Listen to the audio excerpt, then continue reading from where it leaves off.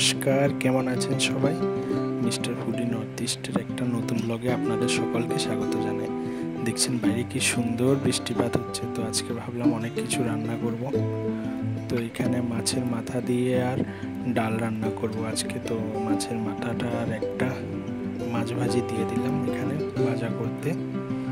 দেখুন তেল গরম হয়ে গেল, এখানে দিয়ে দিলাম ডাল, মুগ ডাল। এটা একটু কষিয়ে নেব ভালো করে। তাছাড়া এখানে দেব আমরা কারি পাতা, যেটা আমাদের অনেক ফেভারিট। আমরা সব তরকারিতে কারি পাতা দিই। দেখুন, তারপর এখানে মাছের মাথা দিয়ে দেব। মাছের মাথার সঙ্গে এখানে জিরে গুঁড়ো, ধনে গুঁড়ো, কাঁচা লঙ্কা, একটু লবণ দিয়ে দিলাম। ভালো করে নেড়ে চেড়ে নেব। তারপর এখানে পরিমাণ মতো একটু জল দিয়ে দিলাম। দেখুন কি সুন্দর লাগছে কালারটা।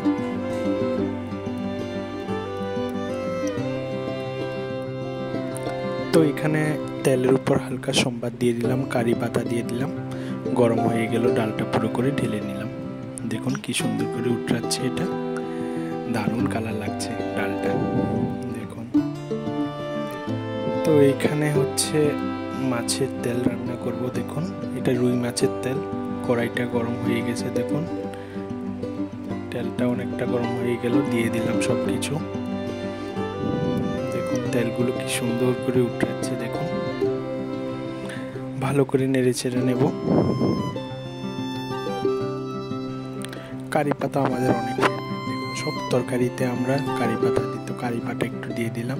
তো এটা হচ্ছে ঝিঙ্গে, পেঁয়াজ, কাঁচা লঙ্কা কুচি করে ওগুলো দিয়ে দিলাম।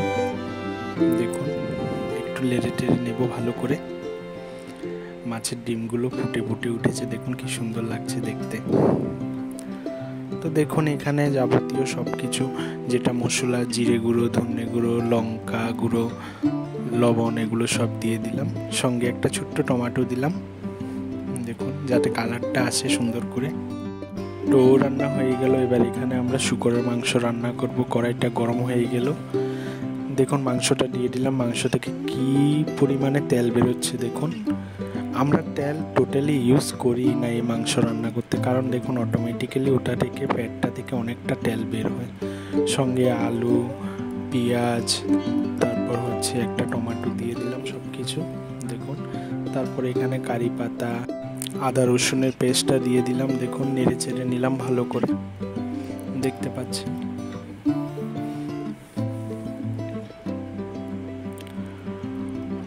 তো এখানে মশলা সব কিছু যা যা দেওয়ার ওটা দিয়ে দিলাম।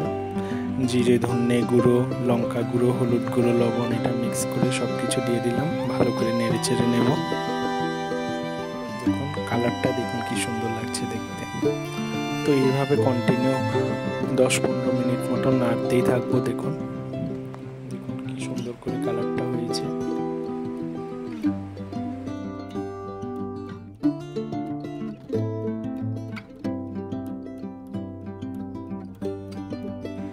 তো পরিমাণ মতো এখানে জল দিয়ে দিলাম। হয়ে গেল, এখানে প্রায় রান্না হয়ে গেল। এখানে দেখুন দেখুন কি সুন্দর লাগছে দেখতে।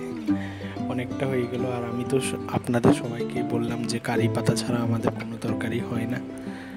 দেখুন এখানে নেড়ে নেব। অনেকটাই হয়ে গেছে, প্রায় নামানোর টাইম হয়ে গেল। তো এখানে বাবা বলছিল একটু গিলে মেটে এনেছিল, ওটা রান্না করে দিতে। ওটা রান্না করে দিলাম। যা যা মাংস উপকরণ লাগে ওটাই লাগে। তো ওটা হয়ে গেল রান্না।